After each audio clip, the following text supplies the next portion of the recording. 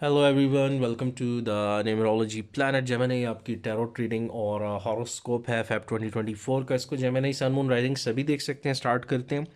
First से 10th Feb का जो मेन इंडिकेटर हैंगमैन है। कुछ सेक्रीफाइसेस हैं, आप माइट बी वेट कर रहे हो किसी जॉब का, इंगेजमेंट मैरिज के हवाले से, कोई प्रपोजल्स का।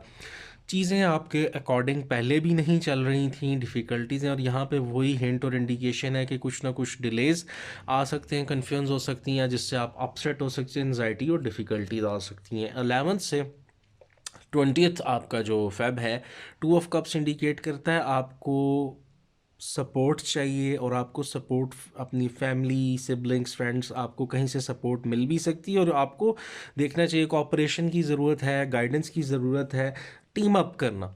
वो आपके जो भी आपको एज़ पर आपकी ईज़, आपको जो भी आपके क्लोज्ड वंस हैं उनके साथ आप टीम अप कर सकते हो। इसमें इमोशनल वेलबींग भी है, स्टेबिलिटी है, और एक जर्नी का स्टार्ट नज़र आता है जहाँ पे आपको कोई भी हेल्प आउट कर सकता है। थर्ड पे सन कार्ड है। सन कार्ड इंडिकेट करता है पास्ट किसी फ्रेंड, बडी, मेट, रिलेटिव किसी का वापस आना, पास्ट की किसी सिनेरियो से कोई अपॉर्चुनिटी। ओवरऑल अगर आप किसी हेल्थ इशू से गुजरे थे माजी में, तो रब तला के फजल से उसमें क्लियरेंस आ सकती है। और किसी जॉब का मिलना, किसी क्योटिक सिचुएशन यानी कोई उलझन थी, कोई बहुत ज़्यादा आप किसी ज़हनी कोफ्त परेशानी में फंस गए थे, उससे आपको निजात मिलना, तो ये एक ब्लेसिंग की तरह की एनर्जी है। फिर कैरियर फाइनेंसेस में सबसे पहले 2 ऑफ सॉर्ड्स है।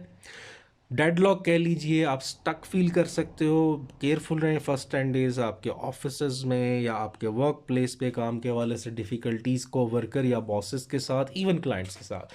तो समटाइम्स यहाँ क्या होता है, लोगों के साथ कहा सुनी और बहुत ज़्यादा हार्श लेवल पे आर्गूमेंट्स हो सकते हैं, जो लीड करते हैं आपको किसी न किसी बड़े डिजास्टर की तरफ, और इसकी रिस्पॉन्सिबिलिटी भी ओवरऑल आपके ऊपर आ सकती है नेक्स्ट पर्सन की तरफ से। फिर आता है डेवल।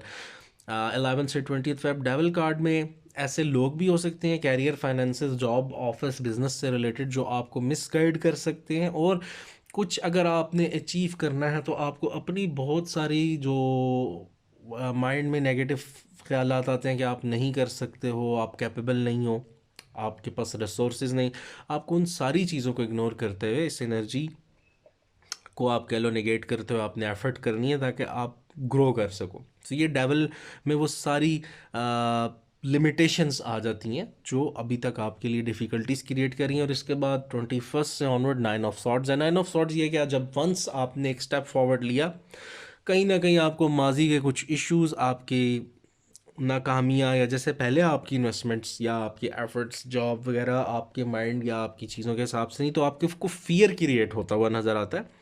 बट आपने उससे डरना नहीं, आपको काउंसलिंग, थेरेपीज़, गाइडेंस, ये सारी चीज़ें, ओवरऑल एक क्लेंजिंग की तरफ आप जा रहे हो। रिजल्ट्स अच्छे होंगे, बट कहीं ना कहीं मेंटली आप डिस्टर्ब हो सकते हो। इस अगेन एक नया स्टेप, एक नई जर्नी स्टार्ट करने से आपको हो सकते थोड़े से फियर्स भी हों।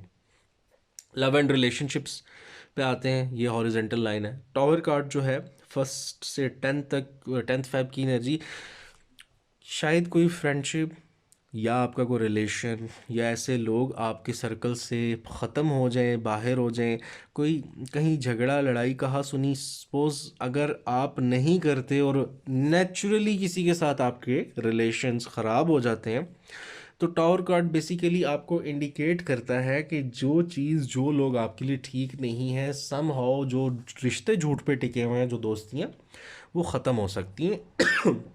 और उनका ख़त्म होना ही ठीक है, क्योंकि ये आपको इंडिकेट करता है साउंड रिलेशन और एक साउंड फाउंडेशन की तरफ आप जाओ। आगे 4 ऑफ सॉर्ड्स है। 4 ऑफ सॉर्ड्स इंडिकेट करता है अपने फ्रेंड्स हो, फैमिली हो, सिबलिंग हो, इवन आप मैरिड हो, अपने पार्टनर्स और रिलेशंस के जो लोग हैं, उनकी बहुत ज़्यादा डिमांड्स को सुनने की बजाय, उनके प्रेशर में आने की बजाय, आपको रेस्ट की ज़रूरत है। अगर इवन कोई हेल्थ इश्यूज़ है, फिर तो आपको बहुत ज़्यादा केयर करनी चाहिए। अपनी एक्सरसाइज पे, अपने वेलबींग पे आपको तवज्जो देनी है, और आपको ब्रेक की ज़रूरत है ताकि आप रीवैल्यूएट कर सको अपने आप को, अपने रिलेशंस को, फिर आगे बढ़ सको। Last phase king of cups है। 21 फेब से आगे ऑनवर्ड ये इंडिकेट करता है, king of cup, stability, emotionally बेहतरी आना, हेल्पफुल एनर्जी है। कोई भी फैमिली में से, आपके सर्कल में से ऐसे लोग मिल सकते हैं या हो सकते हैं आपकी सराउंडिंग में, जो आपको अंडरस्टैंड करते हो।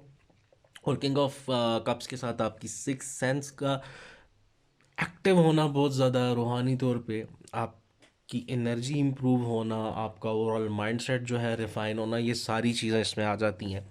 इसके साथ ही हम आते हैं आउटकम्स पॉसिबिलिटीज़ पे। तो पहले जो 10 दिन है उसमें आपका 7 ऑफ पेंटिकल्स है कि जो भी प्रॉब्लम्स डिफ़िकल्टीज आपको आ रही हैं, चेंजेस की तरफ फोकस करें, री एडजस्टमेंट बहुत ज़रूरी है।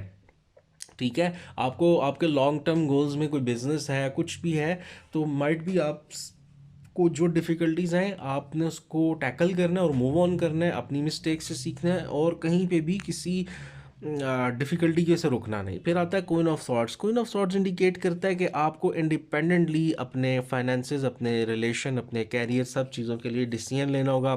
स्ट्रॉन्ग एनर्जी है, यहाँ पे प्रॉब्लम्स नज़र आती हैं, अपनी बहुत सारा माइंड चेंज करना होगा, अपनी हैबिट्स को चेंज करना होगा, क्योंकि आपने अपना गोल अचीव करना, तो आपका फोकस अपने टारगेट पे होना चाहिए। लास्ट पे आ जाते हैं 9 of cups. 9 of cups indicate करता है हेल्थ की इम्प्रूवमेंट, हैप्पीनेस, एक पॉजिटिव वाइब। इसमें समटाइम्स एंगेजमेंट, मैरिज की एनर्जी होती है, आपकी कोई प्रेयर्स का आंसर आपको मिलना, रब ताला के फजल से आपको कोई खुशी मिलना, कोई राहत, कोई आसानी आ सकती है यहाँ पे, और ये वेलबींग है आपकी। तो जेमिनी, ये आपकी ओवरऑल मंथली रीडिंग हो गई फेब 2024 की। अगर आपको कंटेंट अच्छा लगे तो लाइक, सब्सक्राइब और कमेंट करना मत भूलें। अपना बहुत सारा ख्याल रखें। Thank you so much. Have a good day.